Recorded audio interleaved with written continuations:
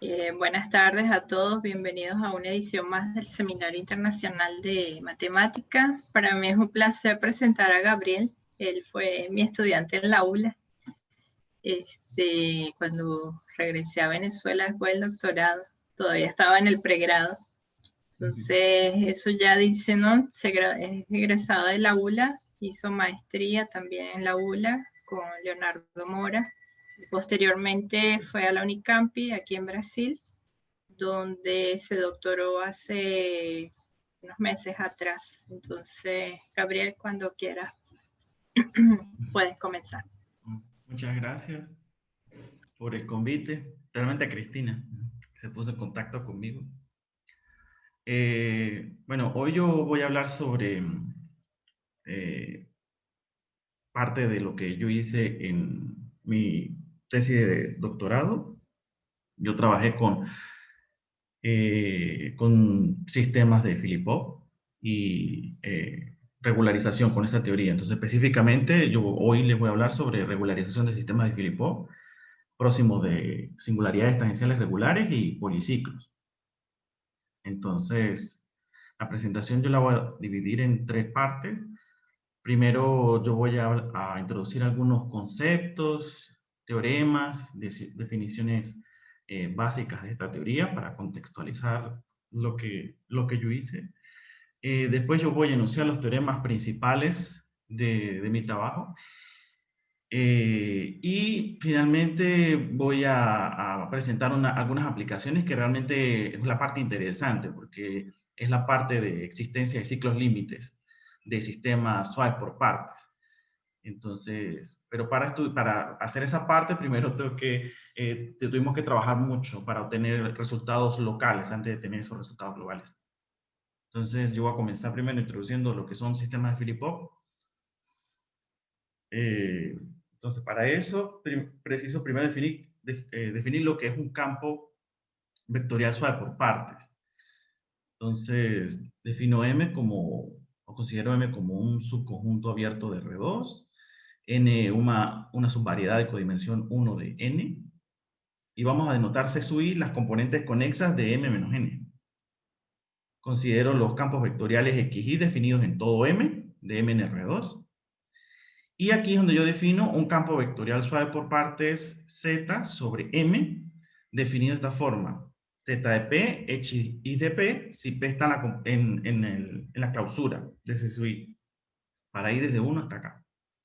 Esa es la definición general de un campo vectorial suave por partes. Ahora, a la subvariedad N, nosotros realmente la conocemos como variedad de discontinuidad. Y localmente, uno puede verificar lo siguiente, que para cada p en n existe una vecindad D de P, y una función H de DNR, teniendo a 0 como un valor regular, tal que sigma se define de esta forma. Entonces, vamos a denotar sigma más como este conjunto, sigma menos como este conjunto, y definimos los campos vectoriales X más menos de esta forma. Entonces, realmente el campo vectorial suave por partes con el que nosotros vamos a trabajar, el que puede ser descrito localmente, de esta forma. Así. Entonces, si P está en la parte sigma más, va a ser chis más. Y si está en la parte sigma menos, va a ser chis menos. Entonces, a eso es lo que nosotros vamos a llamar un campo suave por partes. ¿Okay? Yo voy a introducir ahora la convención de Filipov para poder definir lo que es un sistema de Filipov.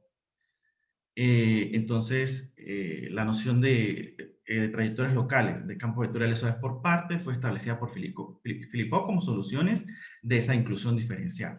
P punto perteneciente a esta función multivalorada, dependiendo si si h de p es mayor que 0, menor que 0, igual a 0, nosotros tenemos esto. ¿Okay? Entonces yo ahorita voy a hablar un poco más en detalle y voy a hacer una representación geométrica de esto para que se entienda un poco más claro a qué nos referimos con esta convención. Pero por ahora, si nosotros a un campo vectorial suave por partes la adoptamos de esta convención, asumimos esto, es lo que nosotros llamamos un sistema de Filipov. Las soluciones de la inclusión diferencial 3 también descritas en la literatura y tienen una interpretación geométrica simple. Entonces, lo primero, con el objetivo de ilustrar un poco esa convención, vamos a considerar estas dos regiones que están aquí, que son la región de cruce y la región de deslice, que son definidas de esta forma. Estos objetos que están aquí son conocidas como derivadas de Lie, y se puede calcular de esta forma, como el producto interno del gradiente de HDP con el campo. Aquí más o menos se usa el caso. ¿Sí? Y esta es la forma de calcular la derivada de Lie y S. ¿Ok? Cuando nosotros estamos sobre la región de deslice, nosotros tenemos definido un campo vectorial deslizante, que es este que está aquí. ¿Ok? Entonces, una forma de nosotros entender aquí toda esa dinámica que está pasando ahí es lo siguiente. Nosotros tenemos aquí, bueno, este es el tipo de contacto que nosotros vamos a considerar, yo ahorita lo voy a hablar con más detalle, pero, por ejemplo, en este contexto, aquí nosotros tenemos que esta parte que está aquí es lo que uno llama la región de deslice, ¿sí? Y entonces aquí ustedes pueden ver cómo se comportan las trayectorias del campo X más con respecto al campo X menos. Ellas llegan a sigma, ¿sí? Y luego se deslizan a través del campo deslizante. Llegan a este punto, un punto de contacto tangencial, y continúan a través de esta separatriz inestable. Y es diferente a estar en la región de costura. Pues en la región de costura puede ver cómo se unen las soluciones. Tenemos una solución de X menos y cómo se conecta con la solución con una trayectoria aquí de X más. ¿Sí? Entonces sería la forma de trabajar con esos objetos. Bueno, otra de las cosas que voy a introducir es precisamente ese contacto que ustedes vieron ahí, que voy a introducir el conjunto de contactos tangenciales que son definidos de esa forma como el producto de las derivadas de Lie, es cero. Entonces, nosotros aquí podemos distinguir dos tipos de contactos, los contactos de multiplicidad impar y los contactos de multiplicidad par. Nosotros estamos interesados aquí en estudiar los contactos de multiplicidad par, o sea que existe un K donde las primeras 2K menos 1 derivadas de Lie son 0 y la derivada 2K es diferente de 0. Y específicamente vamos a trabajar con la visible, es decir, cuando la derivada 2K es positiva. ¿Ok? Esa es con la que estamos interesados. En el caso que sea menor que 0, uno le llama invisible, más en este caso no estamos interesados en estudiar ese tipo de contacto. O sea que estamos interesados en estudiar este tipo de contacto aquí, este contacto. Esa es la configuración que vamos a estudiar aquí. Sistema de Filipov configurado de esa forma. Bueno, ahora yo voy a introducir lo que es regularización. ¿Qué es regularizar? Regularizar es intentar obtener una familia de campos suaves que dependan del parámetro epsilon y que converjan al sistema de Filipov que acabé de presentar. ¿Sí? Esa es la idea. Tengo una sucesión de campos suaves que convergen al campo de Filipov cuando epsilon converge para 0. Esa es la idea. Ahora, ¿qué forma tienen esos campos suaves? Es esta forma que está aquí. Y esta phi hace mucha diferencia. Por ejemplo, en el caso, en mi trabajo, yo la trabajé, fue de esta forma, que es la de Sotomayor Teixeira, que es menos 1 y 1 para cuando S es mayor que 1 y S es menor que menos 1 respectivamente. Y entre menos 1 y 1 vamos a considerar una función phi suave, que es más o menos 1 es más o menos 1, que las primeras n derivadas en más o menos 1 son 0 y que ella es creciente entre menos 1 y 1. Y esa función se le va a llamar, que está a esta función que nosotros estamos considerando aquí, vamos a llamar una función de transición monótona de clase Cn.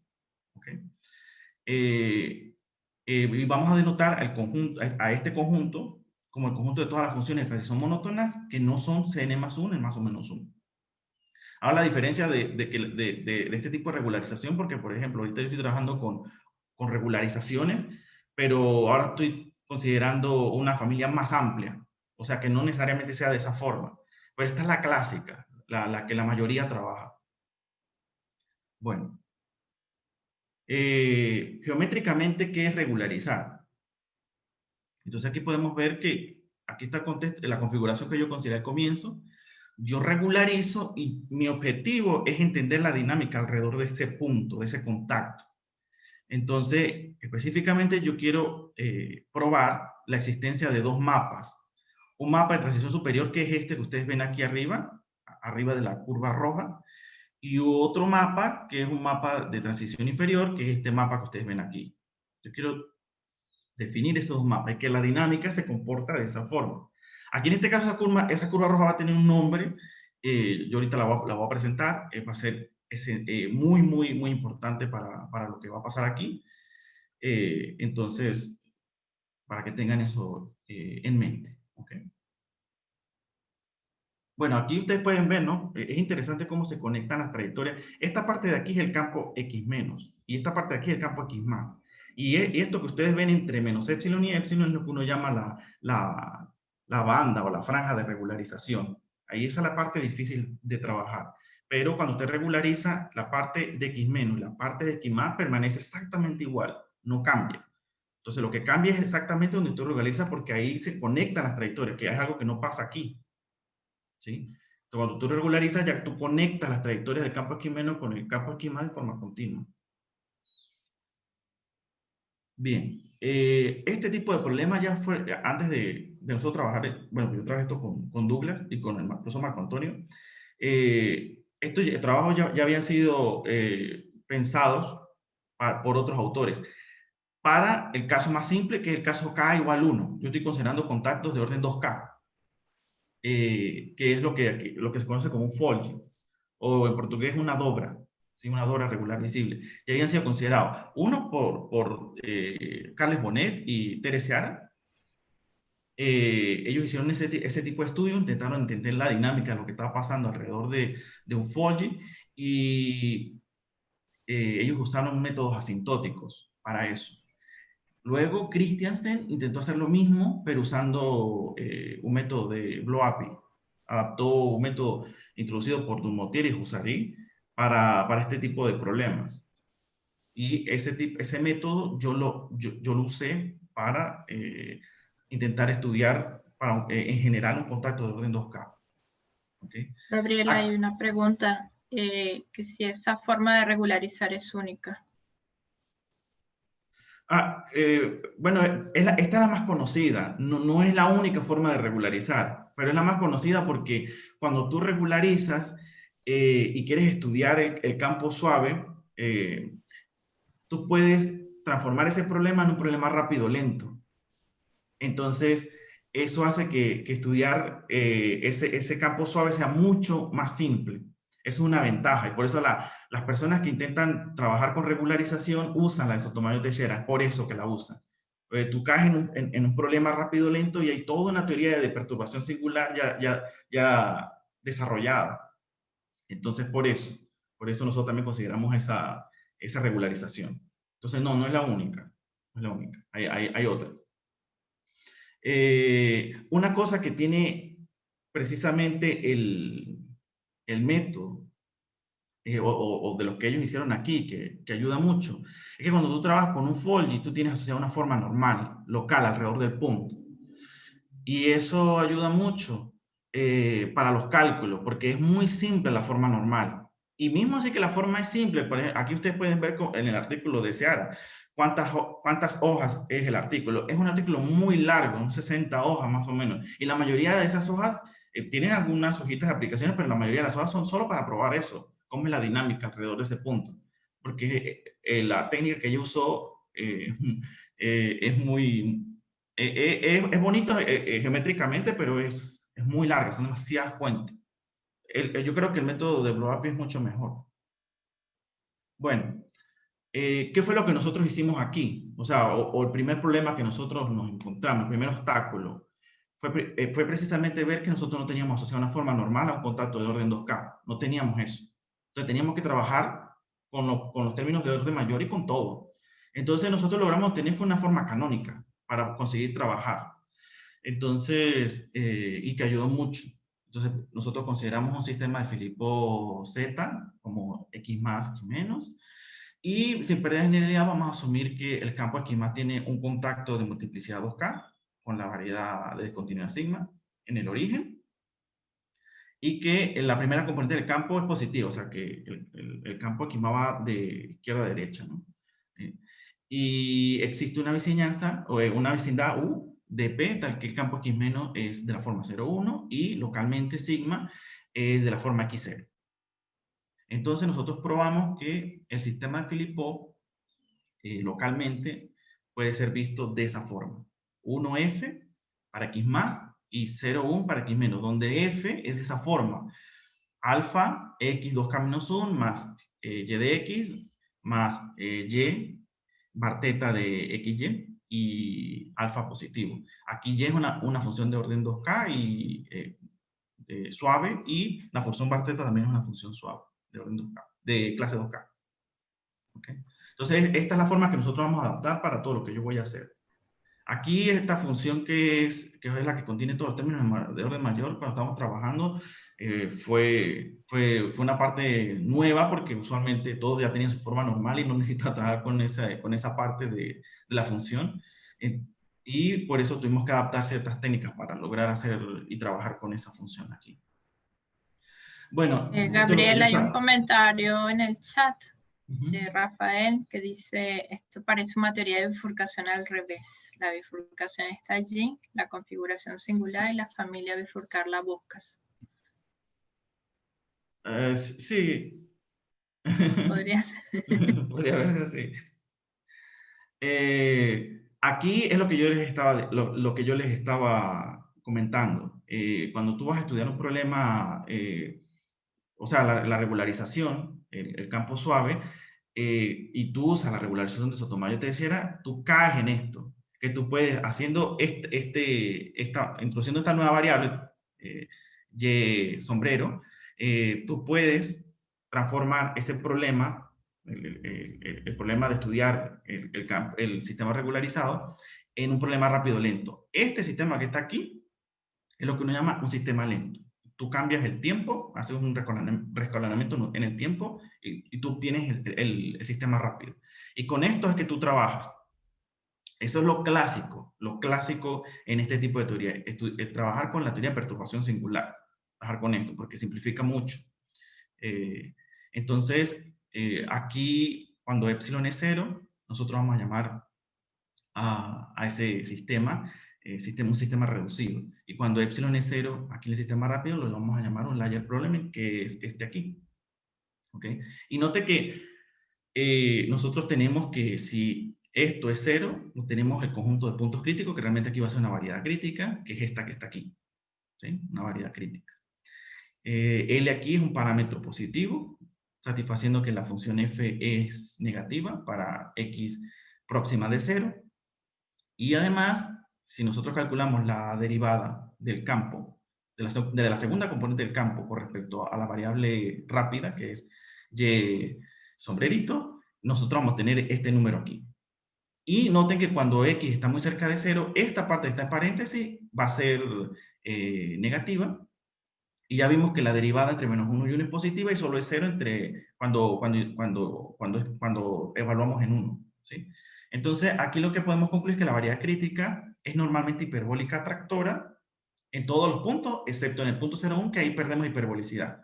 Que sea normalmente hiperbólica precisamente esto que acabé de hacer aquí, que esta derivada que está aquí sea diferente de 0. Entonces, es diferente de 0 siempre, excepto cuando y sombrero es 1.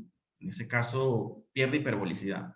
Y ahí vamos a tener el segundo problema, el segundo inconveniente de aquí, porque la teoría que está desarrollada, la teoría de perturbación celular está desarrollada para cuando el conjunto de puntos críticos es normalmente hiperbólico.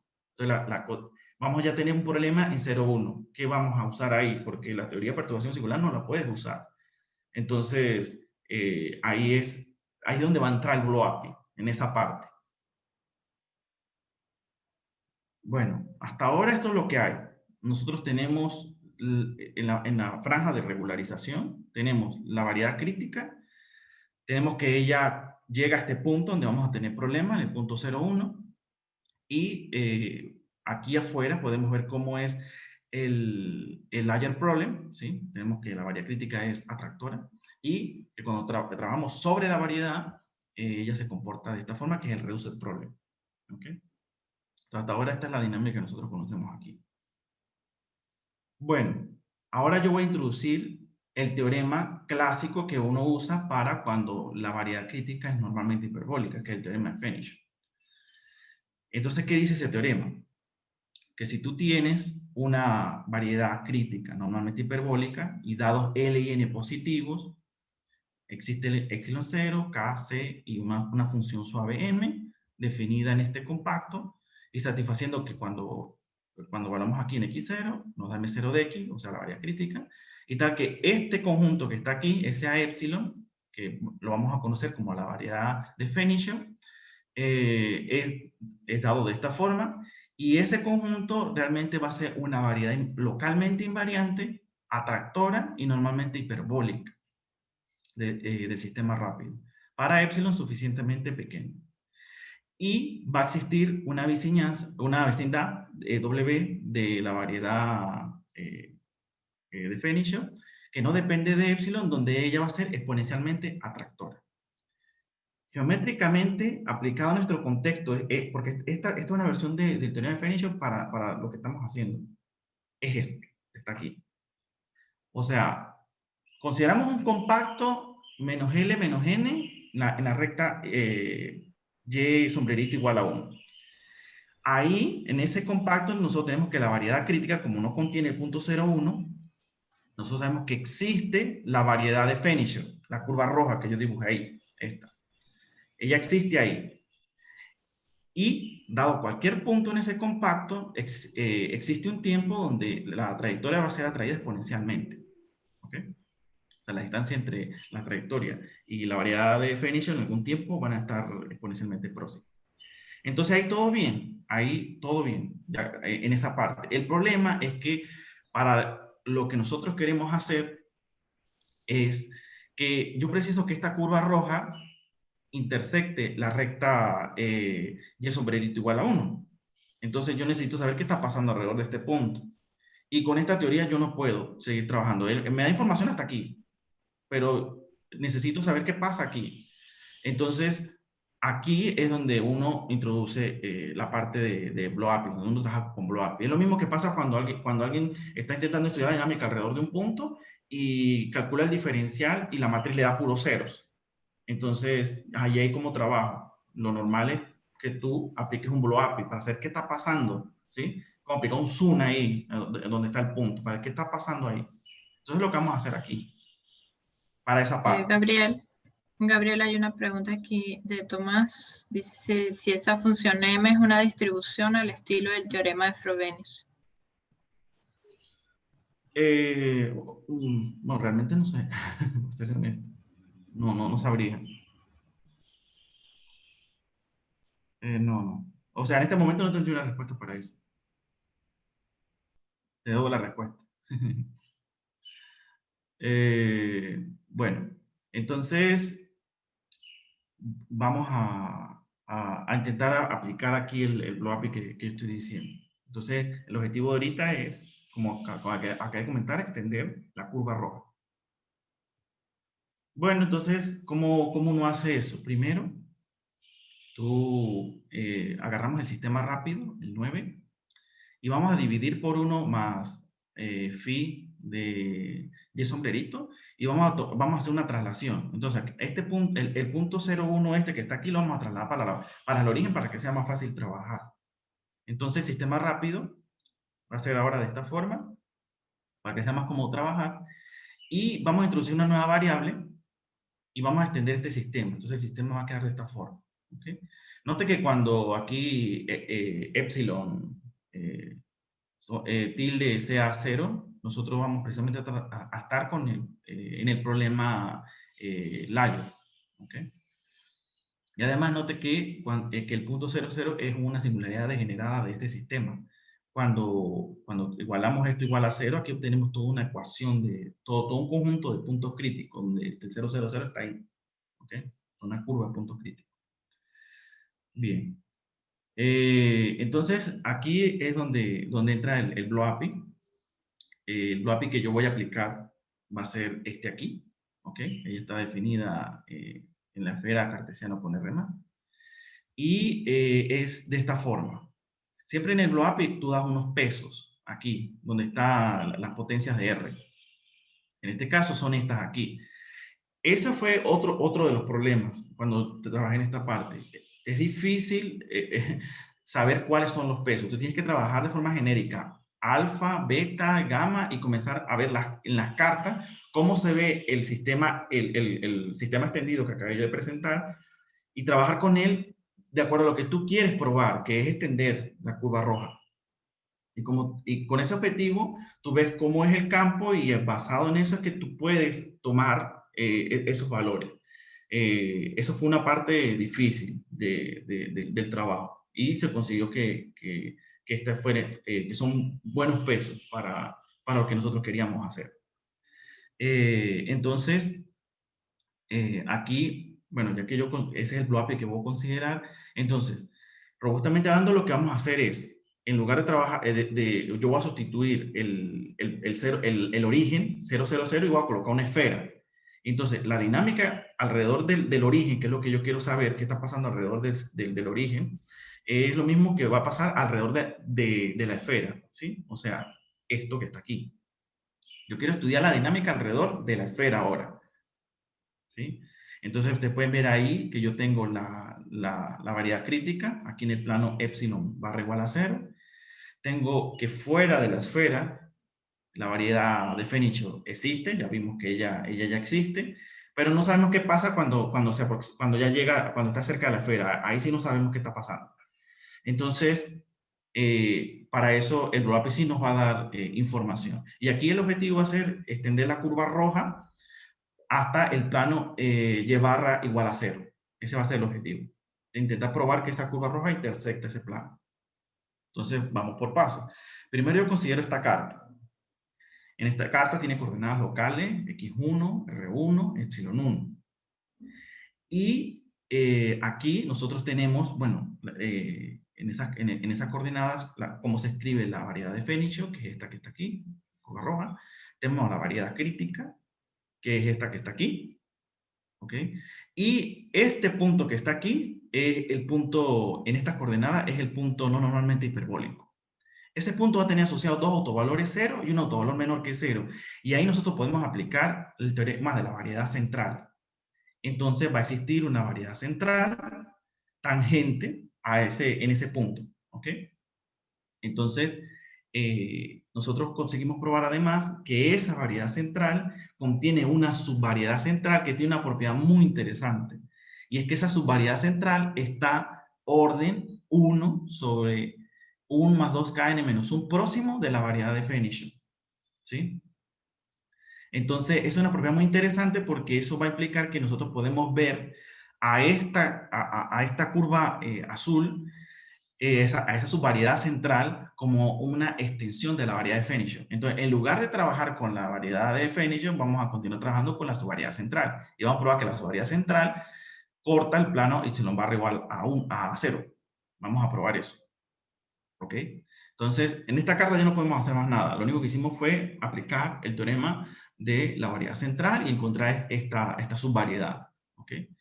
Entonces, ya consideramos otra carta, esa que está ahí, y nosotros, en este caso, lo que hacemos es construir una región compacta, positivamente invariante, y usando argumentos del tipo Poincaré-Bedinson, nosotros conseguimos probar que cualquier punto o cualquier trayectoria que esté contenida en esa región va a salir, todas las trayectorias van a salir por el plano Y2 igual a 0. Todas. Entonces, precisamente uno prueba que la curva azul está ahí en esa región y por tanto uno prueba que la curva verde, es decir, roja, es decir, la variedad de Fenichel también tiene esa propiedad de que va a intersectar el plano Y2 igual a 0 y eso es equivalente a probar precisamente lo que queríamos, que la curva roja intersectara el plano y barra igual a 0. Y eso es lo que queríamos. ¿Ok? Entonces, todo un trabajo. Aquí solamente estoy narrando todo el trabajo que se requiere para probar que la curva roja, es decir, la variedad de Fenicio, intersecta el plano y barra igual a 0. Ahora, está la parte local. Queremos saber de hacer todo este estudio porque nosotros queremos hacer cosas interesantes, hacer estudios globales, encontrar ciclos límites del sistema regularizado. Eso es lo que queremos. Pero primero hay que hacer todo esto. Bien. Entonces, ahora yo voy a enunciar los dos teoremas principales de mi trabajo. Solamente lo voy a anunciar. Voy a dar la idea geométrica de cómo son los mapas. ¿Sí? Entonces, porque las pruebas son enormes, son gigantes las pruebas de los dos teoremas. Considere el sistema de Filippo Z y para n mayor o igual que 2k menos 1 sea phi una función de regularización como la que consideramos, de Sotomayor-Teixeira, y considere el sistema regularizado SI y asuma que, de nuevo, las mismas hipótesis con las que hemos venido trabajando, que más tiene un contacto multiplicado 2k en el origen, ¿ok? Y que tenemos que esto que está aquí, ¿no? Que la primera componente de X más es positiva. Además que existe una vecindad del origen, donde el campo X menos es de esa forma, y localmente sigma se escribe de esa forma, que es la hipótesis que yo había introducido antes. Entonces lo que probamos fue que existe ρ 0, θ 0, constante beta, c, r, q mayor que 0, para las cuales las siguientes afirmaciones son ciertas, para ρ entre epsilon lambda y ρ 0, θ entre esos valores, lambda entre 0 y lambda estrella, con lambda estrella definido de esa forma y epsilon suficientemente pequeño. Entonces nosotros lo que probamos fue que esas sesiones que están ahí son sesiones transversales y que el flujo del sistema o del campo regularizado define un mapa, u sub epsilon definido de esa forma. Note que este punto que está aquí es definido de esta forma y la llegada de este mapa no depende de la salida, no depende, es independiente de la salida. Entonces, eso precisamente esa propiedad la va a dar es la variedad de Fenish. ¿Sí? Este resultado es muy técnico, pero por lo menos voy a dar aquí la idea geométrica de lo que nosotros conseguimos. Nosotros lo que conseguimos fue definir un mapa entre esta sección vertical y esta sección. Ya nosotros habíamos probado que esta curva roja llegaba hasta esta recta aquí. Y nosotros lo que hicimos fue, bueno, aquí como estamos con un campo suave, nosotros, esta variedad de Fenicio continúa. Ahí no tenemos problema por trabajar en esa parte. El problema es cuando trabajamos en la franja de regularización. Y nosotros conseguimos definir un mapa entre esas opciones. ¿Cómo fue que nosotros hicimos para probar la existencia de ese mapa? Bueno, primero construimos tres mapas. Un mapa entre esta sección vertical y esta sección horizontal. Otro mapa entre esta sección horizontal y esta sección horizontal. Y un último mapa entre esta sección horizontal y esta sección vertical. Y lo que hicimos fue componer esos tres mapas. El mapa más difícil, como ya se podrán ustedes imaginar, es el mapa que está aquí. El mapa que está en la franja de regularización. Ese es el más difícil. Y una de las cosas que nosotros, son dos cosas que quiero comentar aquí. Primero, que lo más cerca que logramos acercarnos fue a menos epsilon lambda. Fue lo máximo que logramos acercarnos al cero, lo máximo, para definir el dominio de ese mapa, es lo máximo. Y precisamente una de las razones es que lo que está después de ese valor son tangencias. Uno prueba que las tangencias en la recta y igual a epsilon del campo regularizado viven ahí. Viven en una orden epsilon 1 sobre 2k menos 1, próximo del origen.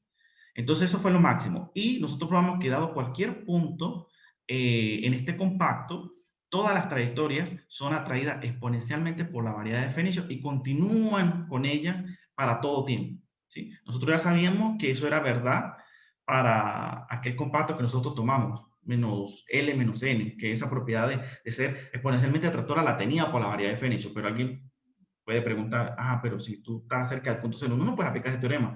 ¿Cómo sabes que esa propiedad la sigue manteniendo? Entonces, eso hubo que probarlo también. Entonces, eso llevó trabajo, hacer esa parte. ¿Ok? Pero se consiguió probar. Bueno, eso sería la descripción de la dinámica de esta parte. ¿Ok? Ahora, nosotros hicimos lo mismo, pero para describir la dinámica abajo. Entonces, esto sí la parte es innovador completamente porque no había sido hecho o sea, este teorema es innovador porque nadie lo hizo para contacto en general, pero nadie había descrito la dinámica abajo de la variedad de Fenich. Esta parte sí es nueva, completamente, incluso para K igual a 1. Entonces, y eso fue necesidad cuando estábamos estudiando los problemas globales. Realmente nosotros habíamos hecho primero solo el teorema A y comenzamos a hacer estudios globales de existencia de ciclos límites, buscar ciclos límites. Y ahí nos dimos cuenta que necesitábamos esta versión del teorema para hacer más estudios. Entonces, por eso fue que surgió, asumiendo la misma hipótesis del teorema A, y bueno, existen las mismas constantes, ¿sí? Tal que esas sesiones son sesiones transversales al sistema, al sistema, bueno, son sesiones transversales al sistema regularizado, y el flujo del campo regularizado define un mapa de transición inferior, que es el epsilon que está ahí, y que está definido de esa forma. Y de nuevo observen que la llegada es independiente del punto de partida, es independiente, y esa propiedad la va a dar es la variedad de Fenich. Entonces, geométricamente, esto aquí nosotros conseguimos probar que dado cualquier punto en esta sección horizontal, las trayectorias llegan a esta sección que está aquí. ¿Okay? Y como ustedes pueden ver, la idea aquí de nuevo va a ser la misma. Para definir este mapa del epsilon, lo que hicimos fue componer tres mapas.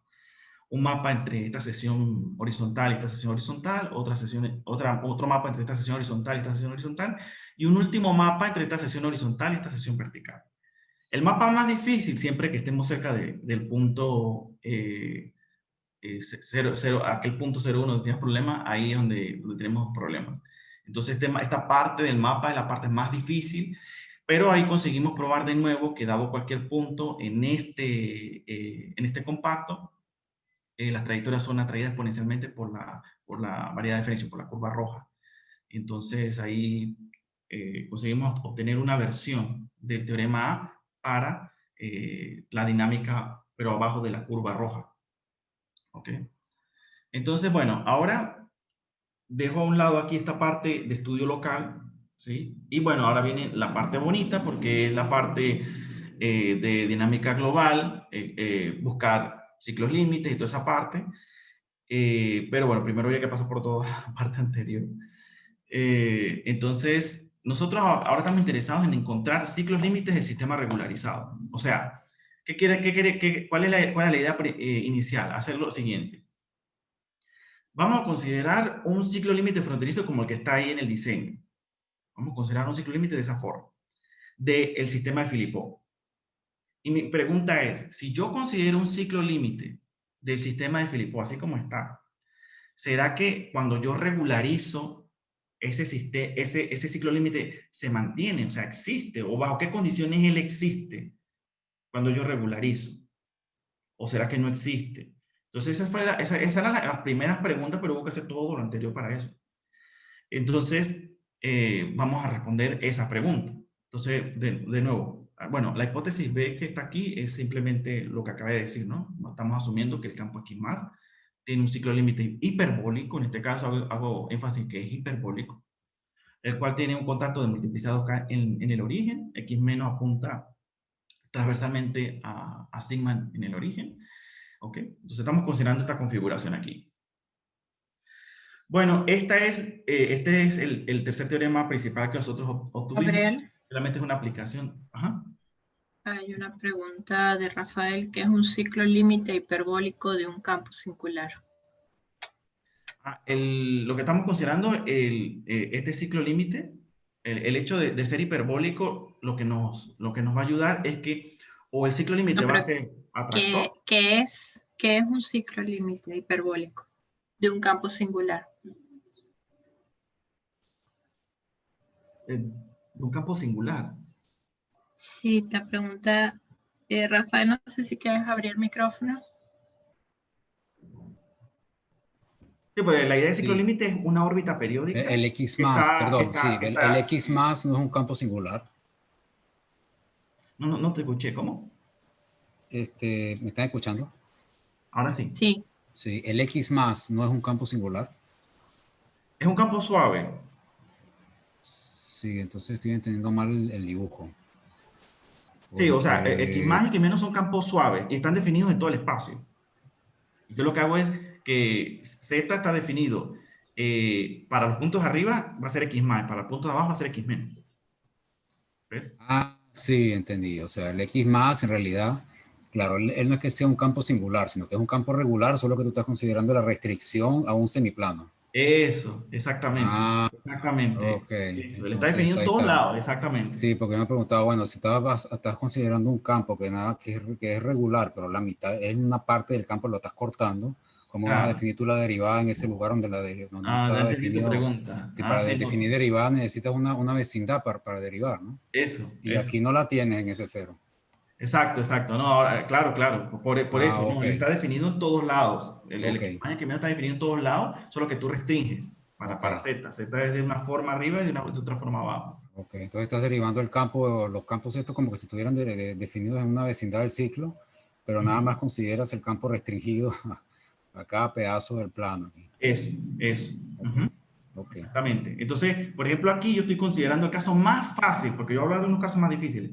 El caso más fácil es cuando estamos considerando el ciclo límite en el campo X más, porque sería trabajar con lo que ya conocemos, como tú dices, como con un campo vectorial suave, con un campo regular. Entonces ahí va a ser más sencillo trabajar. Ya después voy a ver, porque lo que tú dices, todo eso de intentar construir, una de las cosas que necesitamos aquí es construir el mapa de primer retorno, el mapa de Poincaré. Aquí es la misma construcción que nosotros sabemos de campo suave. El problema es cuando comience a esta curva a ir de un campo para el otro. O sea, está primero en X más, después en X menos. Esos son los casos que voy a hablar al final. Pero primero aquí sería considerar esta configuración y yo voy a hablar un poquito aquí sobre lo que vamos a considerar para nosotros obtener eh, el mapa de primer retorno y toda esa parte. No, bueno, ok, está bien, está bien.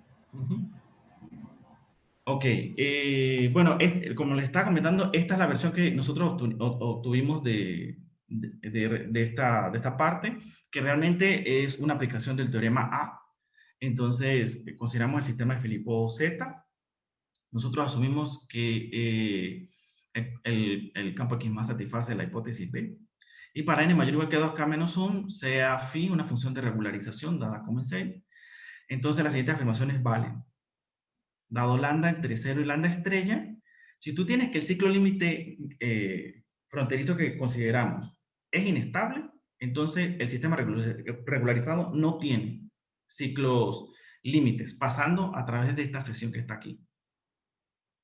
Y si lambda entre 1 sobre 2k y lambda estrella, dado un lambda ahí, si el ciclo límite es asintóticamente estable, ahí existe un único ciclo límite pasando por este compacto que está aquí. Ese ciclo límite logramos probar que él es asintóticamente estable y está epsilon próximo a gamma.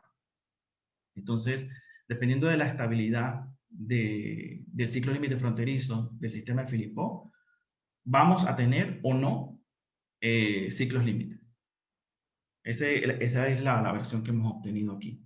Que la vamos a mejorar. Aquí nosotros tuvimos una mejorada, pero lo que pasa es que la familia de campos vectoriales va a ser más pequeña.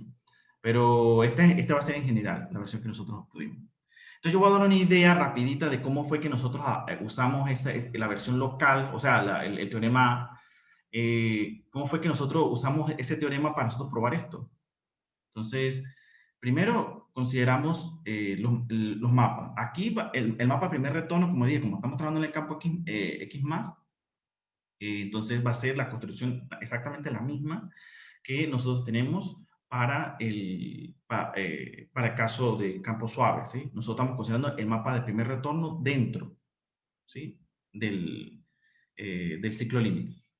Y el mapa exterior, nosotros como consideramos dos sesiones verticales, esas dos sesiones son transversales, entonces por el teorema de flujo tubular sabemos que existe un difiomorfismo entre esas dos sesiones, y eso es lo que nosotros definimos o llamamos mapa exterior. ¿Ok? Entonces la idea va a ser trabajar con estos dos mapas. Aquí yo voy a denotar, yo expandí en serie de Taylor aquí este mapa. Aquí tengo la derivada del mapa D con respecto a Y. Tengo esta Disculpa que te derivada. interrumpa otra vez, puedo hacer otra pregunta para ver si estoy entendiendo lo que está pasando. En este primer caso, cuando es disipativo, el ciclo, entonces la transformación de retorno de la sección esta singular, todas las órbitas se van a escapar. Y en el segundo caso, vas a tener un punto fijo.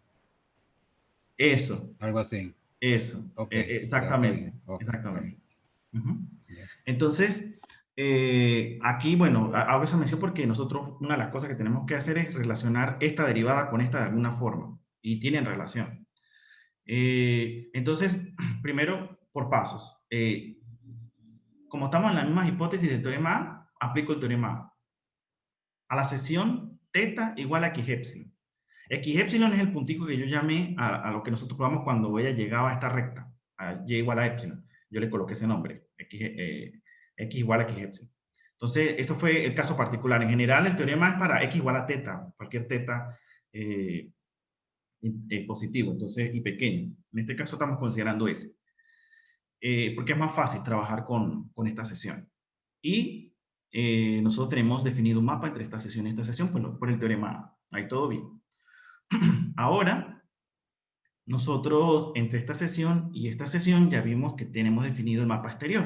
Entonces la idea es componer esos dos mapas para tener el mapa de primer retorno del sistema regularizado. ¿Ok? Hago llamar la atención de este punto porque con este punto es que vamos a comenzar a comparar. Y otra observación, dado cualquier y aquí en esta sesión, siempre él va a retornar arriba de y igual a epsilon. Eso se prueba fácilmente, esa parte es sencilla de verla. Ahora, lo que sí depende de las hipótesis es la llegada por arriba. ¿Llega arriba o llega aquí abajo de este punto? Porque ahora estamos interesados en buscar puntos fijos de ese mapa que estoy hablando. Entonces, específicamente, usando el teorema A, nosotros consideramos esta composición y, bueno, por la forma del mapa U sub epsilon, esta sería la forma de ese mapa de primer retorno. Y hago también la atención de que nosotros conseguimos relacionar la derivada de ese mapa, de ese difiomorfismo, ese mapa exterior, de esta forma. Cuando ρ y θ va para 0, es precisamente la derivada del mapa de primer retorno. Eso es muy útil para lo que vamos a hacer. Entonces, nosotros, de nuevo, como lo que yo quiero hacer es comparar el pi epsilon con este punto, entonces yo hago la diferencia y quiero ver qué signo tiene eso. Entonces, dependiendo del lambda, nosotros tenemos este valor de límite, estos tres valores. Entonces, si gamma es inestable, nosotros tenemos, como estamos trabajando con gamma hiperbólico, eso significa que va a ser k mayor que 1 o k menor que 1, dependiendo si gamma es estable o inestable. Entonces, como gamma es inestable, k va a ser mayor que 1. ¿Eso qué quiere decir? Que esto es positivo, Beta es un parámetro que es del teorema A, que es un parámetro negativo. Entonces esto es positivo, positivo, positivo. O sea, en general todo este límite es positivo cuando gamma es inestable. Entonces eso quiere decir que esto es mayor que esto. O sea, lo que estamos viendo es que cuando yo pego un y aquí, el retorno va a ser arriba de este punto. O sea, que no tenemos puntos fijos, porque en ese caso esta intersección es vacía, no hay nadie. Entonces aquí nosotros podemos concluir lo que había dicho, que en esa sesión, órbitas periódicas, más específicamente ciclos límites, no hay. Ahora, si gamma es inestable, pues pasa lo contrario, porque k es menor que 1, estamos considerando lambda mayor que 1 sobre 2k, entonces solo miramos esta parte, esto va a ser negativo, quiere decir que este es menor que este, y eso significa que, dado un epsilon aquí, el pi epsilon va a llegar abajo. Entonces, con ese comentario y el comentario que yo hice sobre al comienzo, eso significa que pi epsilon de este intervalo va a estar contenido aquí. Entonces, por el teorema de Brouwer, nosotros concluimos que tenemos al menos un punto fijo. Pero podemos mejorar aún más eso, porque nosotros consideramos esta función auxiliar, definimos este mapa, pi sombrerito, definido como la compuesta de estos dos. Y nosotros podemos probar que ese pi epsilon es una contracción. Entonces, ahí realmente, por el teorema de puntos fijos de Banach, pi epsilon admite un único punto fijo que es asintóticamente estable para epsilon suficientemente pequeño, y concluimos el ítem B del teorema. Entonces, sería la idea general de esta parte. ¿Ok? Bueno, nosotros dimos una mejorada a ese teorema. Pues como ustedes vieron, la versión del teorema que yo acabo de presentar, yo hablo de la existencia y no existencia, según sea el caso, de ciclos límite, pero en un cierto compacto. Entonces alguien puede preguntar, ¿pero por qué? En general no podrías tú decir no existe o existe siempre. Con lo que tenemos la información que nos da el teorema, aquella cosa de no poderme acercar más al cero cuando yo estaba definiendo el mapa que estaba en la franja de regularización, permite tener posibilidades de que ahí es posible tener o no ciclos límites, no lo sabemos. Esa información no nos da el teorema. Entonces lo que nosotros hicimos fue considerar una familia de campos de Filipov, que son estas que están aquí, más pequeñas. Y eso sí nos va a dar esa información global. Entonces nosotros vamos a seguir la misma hipótesis del teorema C y le vamos a añadir que X más tiene localmente una única isóclina de contactos de multiplicidad 2K con las líneas rectas y igual a epsilon. O sea que nosotros estamos en el origen, tenemos un contacto de multiplicidad 2K. Entonces la curva de contacto de multiplicidad 2K no va a bifurcar en varias curvas, no va a ser una sola curva. Para cada recta que yo trace tenemos solo un contacto de orden 2K, no tenemos varios. Porque si tenemos varios no sabemos lo que pasa. Pero si tenemos uno solo, ¿qué podemos concluir? Que si el ciclo límite es inestable, entonces el sistema regularizado no tiene ciclos límites. Y si nosotros tenemos que el ciclo límite gamma es asintóticamente estable, entonces el campo regularizado tiene un único ciclo límite que es asintóticamente estable y hiperbólico. Es una mejorada bastante considerable en ese caso. ¿Ok? Pues yo no voy a dar los detalles de aquí. Aquí yo les presento un ejemplo. Esto fue hecho con matemática. ¿Ok? Es un caso particular. Yo medí un campo polinomial. Ese campo polinomial por partes, de esta forma, ese campo tiene, el campo X más, tiene un ciclo límite asintóticamente estable, gamma. Se puede probar eso. Que cuando tú regularizas, tú puedes ver aquí esta curva que está aquí, que es precisamente el gamma epsilon, ¿no? Que es el ciclo límite que existe. Como está asintóticamente estable era lo que nosotros esperábamos, ¿no? Que cuando usted regulariza, el sistema regularizado tenga un ciclo límite atractor. Y como ustedes pueden ver, ahí pues, cómo es la conexión, ¿no? De las trayectorias del campo X menos, ¿sí? Con las de X más de forma continua, cómo se comportan, ¿no? Un comentario aquí. Si el campo que yo consideré aquí, yo lo multiplico por menos, en ese caso este ciclo límite va a ser inestable.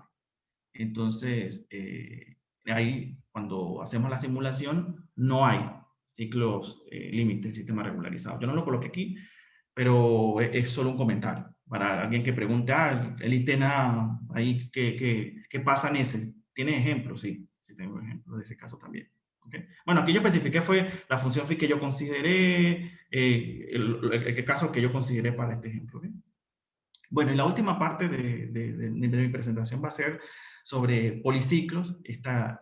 Nosotros lo que acabamos de hacer fue estudiar el policiclo más sencillo que podemos trabajar.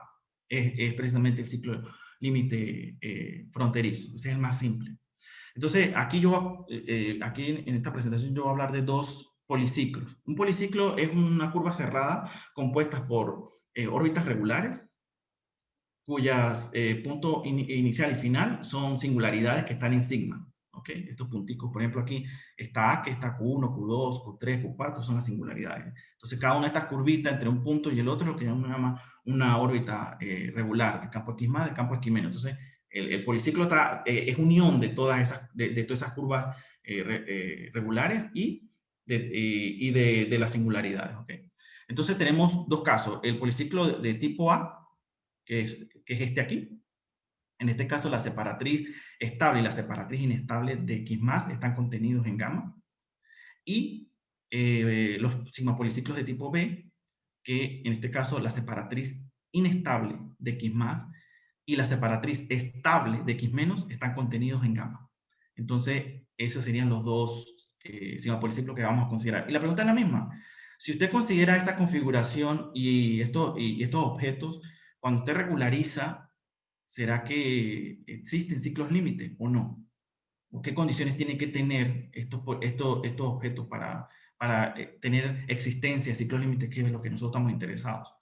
Entonces, para eso, bueno, de nuevo son las mismas hipótesis, ¿ok? Un sistema de Filippo, consideramos que P es el origen y que H es Y. Y siempre vamos a asumir que la primera componente del campo X es positiva y que la trayectoria del campo C cruza transversalmente sigma m veces, ¿ok? Y vamos además a suponer que la derivada del I es positiva, o sea, que nosotros estamos considerando esta configuración que está aquí, ¿sí? Esa es la configuración que estamos considerando. Entonces, en este caso, nosotros tenemos que construir el mapa de primer retorno porque no lo tenemos. La forma que está ahí, tenemos, por el comportamiento que tiene, tenemos que construirlo. Y la forma de hacerlo es la siguiente. Nosotros consideramos, primero, construimos estos mapas TS y TU. ¿Ok? Estas sesiones que están aquí son sesiones transversales al campo, regularizado. Y en ese caso, por flujo tubular, nosotros sabemos que ellos existen, esos mapas. Y también podemos considerar el mapa exterior. Entonces lo que hacemos es componer esos mapas y obtenemos este mapa de primer retorno. En este caso, para policiclos de tipo A, el mapa tiene la misma forma que el que nosotros ya conocíamos. Para el caso tipo B es diferente, ahí cambia completamente.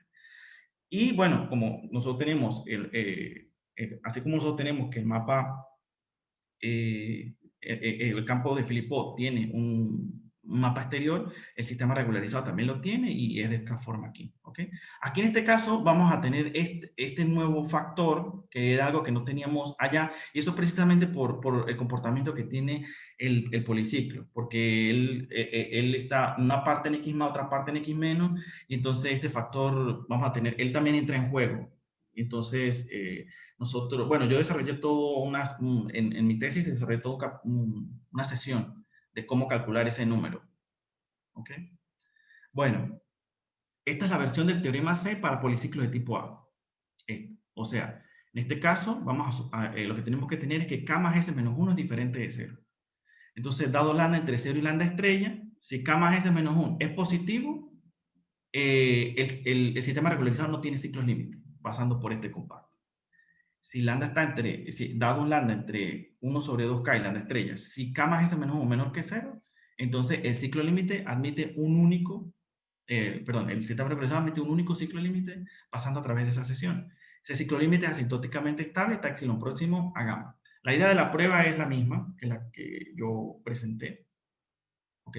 Es la misma. Tiene algunas cosas que como tenemos este nuevo factor aquí, pero la idea en esencia es la misma.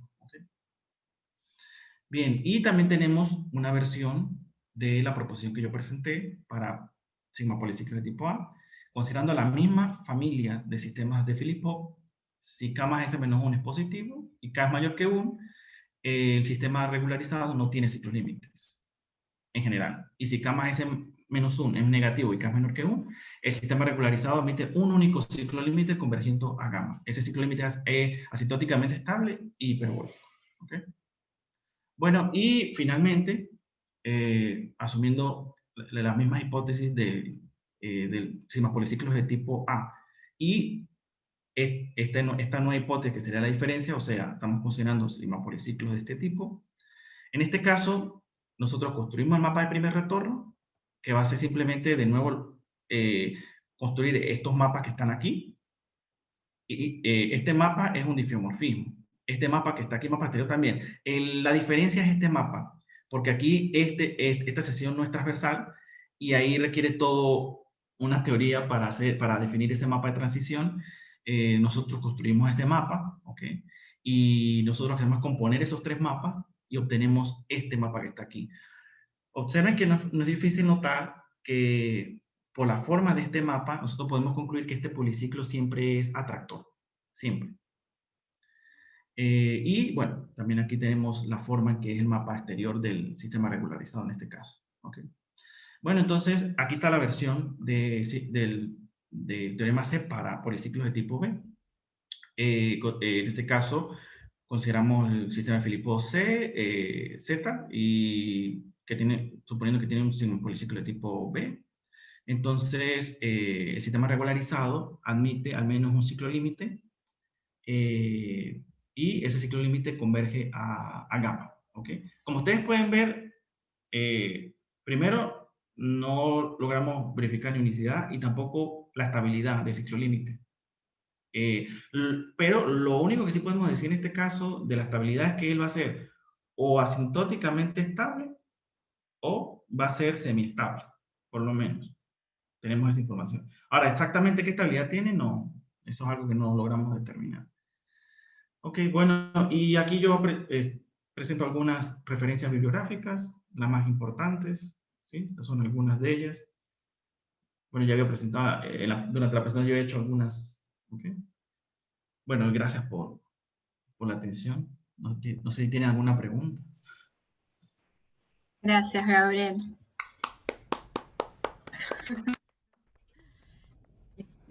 ¿Preguntas, comentarios? Yo quería hacer una pregunta. Bueno, primero, felicitaciones, Gabriel. Tú dijiste que esta es tu tesis. Esta es una parte, sí, una parte. Wow. La parte así es complicada de digerir, que es una teoría pesada la primera parte, porque ahí hay muchas cosas. Y yo sé que, por eso intento hacer con los dibujitos y los diseños para que la cosa quede clara lo que es lo que hay que hacer. Ayuda bastante. No, bueno, felicitaciones a ti y a tu tutor, ¿no? Un trabajo bien, bien bonito y bien completo. Tienes ese estudio local y esos estudios globales, ¿no? Todo el panorama. Yo quería preguntarte, más específicamente ahora, bueno, tengo dos preguntas, una técnica y otra no tan técnica. La técnica es el truco es el blow up, que con la esfera. eh, Ahora que ya vi los ejemplos y tengo un poquito más claro el comportamiento, eh, ¿podrías explicar en qué consiste el truco? Y la segunda pregunta eh, es estos campos por partes en regiones del plano. Eso, ¿hay algún contexto aplicado específico que la gente tiene en mente cuando piensa en estas cosas o cómo parece? Bueno, eso que estás diciendo, yo lo olvidé al comienzo de comentarlo. Sí, esto tiene muchísimas aplicaciones, muchísimas. Precisamente mucha gente en biología, en física, problemas de fricción, o sea, hay muchísimos problemas de aplicaciones, precisamente, comportamientos así, que tú tienes que una comunidad se comporta de una forma en un lado, de otra forma en otro, y entonces tú precisas saber cómo hacer este tipo de estudios. Sí, hay muchísimas cosas. De hecho, yo no he leído muchos detalles, pero estoy hablando con un profesor y me dijo que incluso problemas bastante actuales como el COVID y cosas de ese tipo, hay gente que ya está estudiando en ese tipo de cosas y necesita hacer este tipo de tener la teoría de sistemas suaves por partes. Entonces, yo no hablé mucho de eso, yo no me he metido mucho en esa parte de aplicaciones, pero hay gente que está metida de lleno. Y bueno, y con respecto a esta parte de Blow API, esta es una herramienta bueno, que fue Rusari y Durmotier que realmente ellos introdujeron el Blow API. Luego Christiansen lo que hizo fue adaptar para este tipo de problemas de campos suaves por partes. Y precisamente es lo que yo dije, ¿no? O sea, la idea es que tú tienes un problema en un determinado punto. Aquí, por ejemplo, es la origen. Tú no sabes qué pasa. Si te olvidas de la feria y colocas puro el punto, tú no sabes cómo se comporta la dinámica alrededor de ese punto. Entonces, ahí lo que tú haces Ya, es... pero tú estás cortando una región alrededor del origen y poniendo una bola o qué estás haciendo? Por eso, por ejemplo, aquí, tú estás trabajando con un sistema en el plano. Tú trabajas con un sistema del plano, ¿no? Después tú consideras, tú introduces una nueva variable precisamente con esa idea, ¿no? Ahora vas a trabajar con un sistema en el espacio, introduces una nueva variable y te das cuenta que cuando colocas la coordenada que introdujiste igual a 0, precisamente estás en el problema que estabas trabajando. Entonces, aquí cuando tú consideras el blow up, precisamente es en lugar de tú trabajar con el punto, con el origen, con lo que está pasando alrededor del origen, tú vas a trabajar ahora con la esfera. ¿Sí? Ahora, cuando dices la esfera, quieres decir la bola, digamos, el interior, una cosa tridimensional. Sí. Ok. Exacto. Entonces vas a trabajar con eso. Y tú quieres saber qué está pasando alrededor de esa esfera, qué sucede ahí. Exactamente eso. En realidad yo creo que un permiso para una observación. La noción de blow up queda más clara cuando tú ves el inverso de esa aplicación, me parece. Porque estás haciendo blow up, fíjate, cuando estás del lado derecho de la ecuación, cuando estás en la imagen de la aplicación, ese R que está ahí, probablemente es un R pequeño, cuando tú le elevas a la N queda una cosa mínima, y el inverso de eso es una cosa que está en la esfera.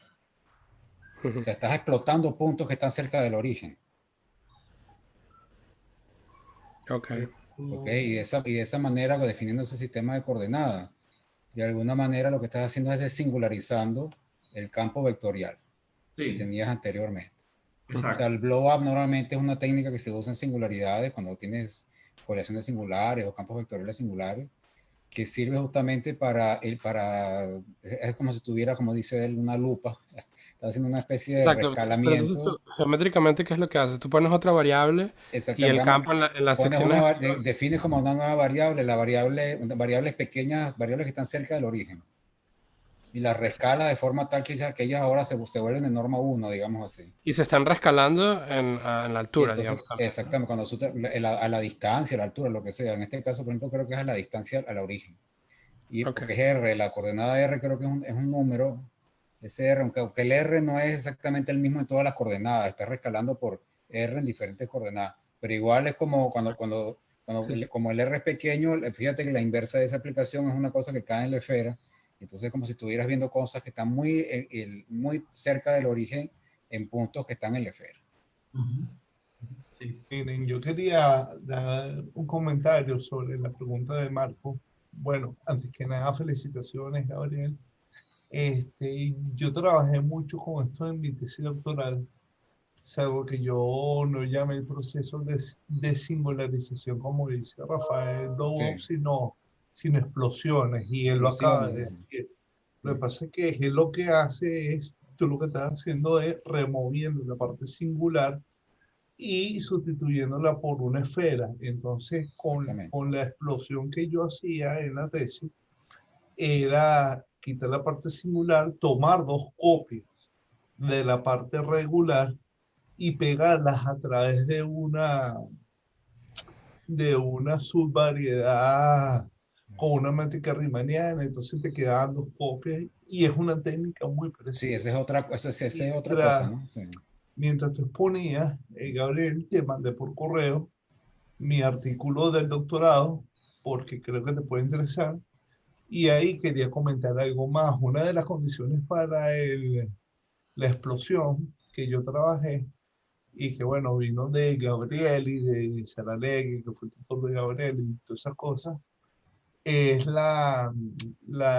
que una condición de explotabilidad era equivalente a la propiedad de Tom Matter. De hecho, esto también se puede ver en el contexto de espacios estratificados que simplemente están ordenados por una relación de incidencia a través de clausura. O sea, si la clausura de uno contiene al otro, defines un orden parcial. Y eso te define una estratificación. Que bueno, son cosas que hice, pero ya como ahora estoy dedicado a las matemáticas recreativas, tengo tiempo que no lo hago, pero es bien bonito porque yo demostré en la tesis que la explosión equivale a la propiedad de tomate, que significa que cada estrato, tú lo divides en estratos regulares, singulares, y como los estratos minimales son cerrados, los separas por abierto y junto y puedes hacer conclusiones. Claro, lo que no sabía era que tenía tantas aplicaciones. Tú hablabas en la pregunta que hizo Marco con relación a las aplicaciones. Quien comenzó toda esta teoría, o uno de los que lo comenzó, pues, es René Tom, el medallista Phil, con una cosa que él llamó teoría de la catástrofe. Entonces, él lo que hizo fue, en la economía, estratificar la sociedad y tal, y bueno, yo no me metí con eso. También te mandé, Gabriel, y si Marco te ha interesado, el libro de Marco Flaum, que él está aquí en Colorado. Él escribió un libro sobre estudios analíticos y geométricos de espacio simplificado y yo bastante lo leí para mi tesis. Yo me lo traje, pero bueno, ya mis intereses cambiaron. Pero no sé qué se podía hacer dinámica y todo eso con eso y bueno, y de verdad que me sorprende que la gente esté avanzando en esa dirección. Con cosas de COVID y eso sí, efectivamente, puedes estratificar, digamos, los casos. No sé cómo se hace, porque no me dedico a esto, pero sí lo puedes ver dentro del entorno de espacio estratificado. Y unas láminas atrás, tú tenías unas cartas que eran transversales. Entonces, el modelo local de la carta con singularidad, esa que tiene ahí, es un modelo cónico para la parte singular. Es decir, en la parte singular, eso tiene una estructura de pseudo variedad, pero bueno, la idea no es que quiera hacer un seminario yo ahora de lo que dice el doctorado, sino que tú lo multiplicas por medio de una métrica riemanniana, de una parte singular y el cono de una pseudo variedad compacta y defines recursividad en una cosa que se llama la profundidad. O sea, está muy relacionado con las cosas que hice antes. Entonces, bueno, te mandé el artículo por si acaso te interesa, que me imagino que vas a continuar y bueno, sería chévere si ahí puedes sacar eso. Pero sí, mira, Marco, esto tiene, y Rafael y todo el mundo, o sea, esto tiene cualquier cantidad de cosas y de verdad que me agrada mucho ver que se está avanzando y bueno, quería hacer estos comentarios generales. Felicitaciones, Gabriel. Gracias. Ahí yo, esa parte de código y toda esa parte lo vi fue porque cuando yo escribí un proyecto con un profesor de Goiás y entonces él precisamente colocó, el proyecto tiene varios subproyectos y yo coloqué todos los subproyectos excepto uno, él colocó uno. Y en ese, él cuando estaba dando la parte de la motivación, que yo la leí, él estaba hablando de esos problemas de COVID. Que él está empapado en esa parte de la teoría que, bueno, yo tendría que adaptarme, pero es trabajar con campos suaves por parte. Pero él es ya especialista en esa parte. Y precisamente él hablaba de todo eso, que es interesante, que precisamente el proyecto, o por lo menos ese subproyecto, está enfocado en esa línea, desarrollar esa parte, teoría para ayudar a esa parte. Me parece muy interesante. No la conozco en detalle porque no he trabajado en esa parte, pero me llama mucho la atención. Y con respecto a Blue API, el caso más simple, la primera vez que yo vi Blue API fue, por ejemplo, el ejemplo que yo di, cuando tú trabajas en el plano y calculas el diferencial, estaba toda la matriz cero.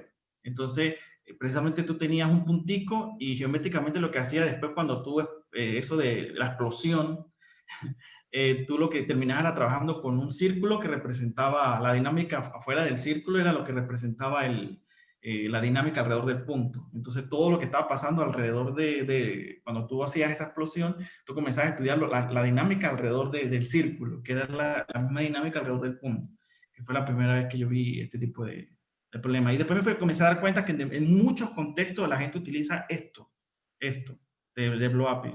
Una herramienta muy poderosa y yo la vi que es muy poderosa más aún cuando yo comparé esta construcción que nosotros, bueno, que Douglas Teixeira y yo trabajamos aquí, con lo que hizo Carles Bonet y Ciara, que ellos hicieron lo mismo, pero con un montón de hojas. O sea, ese artículo son como 60 hojas y es solamente, es el caso más sencillo que ellos hicieron ahí. Entonces, si nosotros, de hecho, la primera idea de nosotros era usar la misma técnica para esto. Yo cuando vi eso, yo me llevará como 300 hojas puro haciendo esa prueba. Entonces, porque aquí vamos a trabajar con un término de orden mayor y todo eso, iba a ser muy difícil. Y ahí fue que la idea de usar Blue API fue de Marco Antonio. Y entonces él dijo, no, mejor léete la teoría de todo de blow-up y trabaja con eso porque yo creo que aquí es mejor hacerlo de esa forma. Y bueno, en efecto, sí. Esa fue una de las primeras orientaciones para ir por el camino correcto. Yo quiero hacer un comentario de ignorante, porque me perdona, pero primero me deja muy impresionado tu tesis, realmente como ignorante que soy, pero algo matemática sé, me deja muy impresionado los resultados que han obtenido y quería hacer un comentario de ignorante. Cuando uno estudia en análisis, la regularización es para abordar problemas, digamos, el caso emblemático del siglo XX fue la teoría de distribuciones, ¿verdad? Los físicos usaban teoría de distribuciones, una función que era infinito en cero y cero afuera, y Lawrence Schwartz construyó la regularización a través, por ejemplo, de convoluciones, con la gaussiana, con la sigma que tiende a cero, y de esa manera describen ese artefacto, distribuciones, que eran los espacios vectoriales topológicos. Lo que me parece precioso de tu tesis es que en realidad tú haces el procedimiento al revés. Tú tienes el campo bifurcado, lo regularizas de tal manera, y eso es lo que es precioso de tu exposición, de tal manera que esa regularización conserva estructuralmente, por ejemplo, las órbitas cerradas, los ciclos, de tal manera que tú ahora ya tienes un éxilo, te paras en ese éxilo, ahora tienes todas las herramientas de los campos, llamémoslo C infinito o C 2K, lo que fuera, ya no tienes dos campos que uno vale tanto y otro vale tanto, no tienes un escalón, sino que ahora tienes un campo que se comporta bien y que te reproduce la estructura topológica que tú querías. Entonces, es una herramienta muy poderosa porque ahora puedes utilizar las técnicas, te paras a un éxilo fijo lo suficientemente cercano y en ese caso tienes ahora las técnicas clásicas para estudiar la estabilidad de tu cosa y luego sacas conclusiones. Tu teorema lo que dice es que, mire, fíjese igual, tengo que reconocer que la figura en donde están el no regularizado, el regularizado son preciosas realmente. Es como una deformación continua. Eso, lo digo sin entender mucho, entendí, esto es una maravilla. Y esto es lo que yo digo, el procedimiento inverso de la teoría de distribuciones. Es decir, tú te paras en un éxilo cercano a cero y tienes una deformación que la logras metrizar de tal manera de que no rompes la estructura que tú sabes que está a la izquierda. Realmente es una cosa que para los que hemos estudiado, como Wilfredo y yo, la regularización en otros sentidos es una cosa realmente impresionante. Bueno, los que fueron los pioneros de esta teoría fue Sotomayor y Marco Antonio Teixeira. La teoría es muy bonita. Como tú dices, de hecho, la primera vez que yo estuve estudiando tuve esa impresión que tú dijiste, que íbamos como en el sentido contrario, porque yo había estudiado con Leonardo Mora teoría de la bifurcación, y la tesis de maestría fue enfocada en eso, en teoría de bifurcación de codimensión 1. Y aquí íbamos como en otro sentido. Es cierto. Es bonita, es muy bonita en ese sentido. Y de hecho, yo creo que es como una especie de teoría de bifurcación al revés. Yo lo había hecho un comentario por ahí por el chat. Tú hiciste el comentario al comienzo y yo sí, dije, porque justamente es lo que tú dices, el campo singular ese que le está considerando ahí discontinuo, es como si fuera la bifurcación, él lo está viendo, por eso fue que Sotomayor y Marco Antonio fueron los que hicieron eso, porque ellos son especialistas en bifurcaciones, por eso fue que, sobre todo Sotomayor, ¿no? Que es un tipo que tiene trabajos históricos en teoría de bifurcación. Ellos pensaron este problema como si fuera un problema inverso de bifurcación. Ellos tienen la configuración bifurcada y ahora la quieres aproximar por una buena familia genérica de campo vectorial. Y entonces ahí es por eso yo pregunté si esa regularización que tú defines como regularización es única. Probablemente no, pero probablemente sí tiene una buena forma normal, porque todo debe reducirse a una buena forma normal en el momento en que aparece la discontinuidad de los campos vectoriales. Entonces con esa buena forma normal tú defines las coordenadas, defines el blow up, todo lo demás, y ahí estudias las cosas, ahí estudias, tienes herramientas, como tú dices, para estudiar la transición entre lo que es el fenómeno continuo y el fenómeno discontinuo. Entonces, ese más o menos es como una teoría de bifurcación al revés. Hay la diferencia con el blow-up, digamos, clásico, que tiene que ver con singularidades, es que aquí no se trata apenas de una singularidad de un campo vectorial, sino que se trata de un campo discontinuo que se supone que aparece en el momento del blow-up.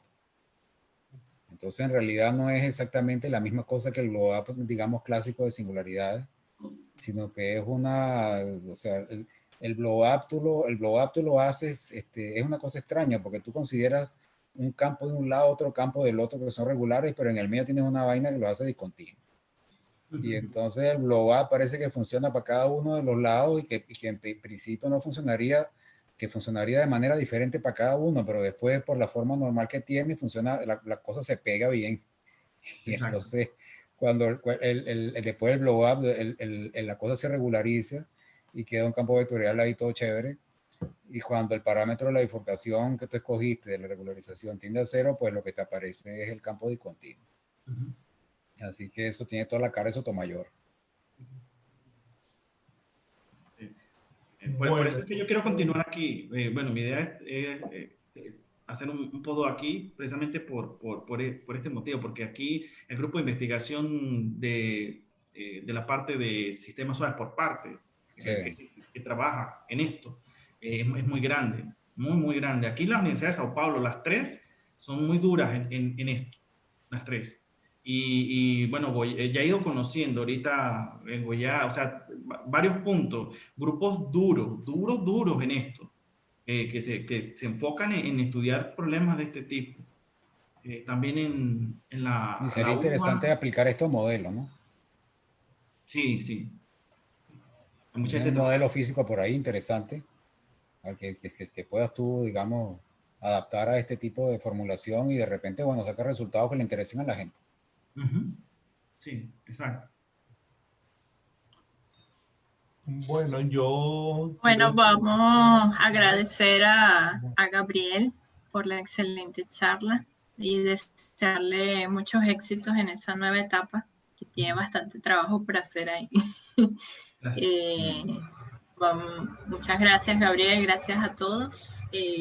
Cuando quieras para la grabación. Ya la voy a hacer.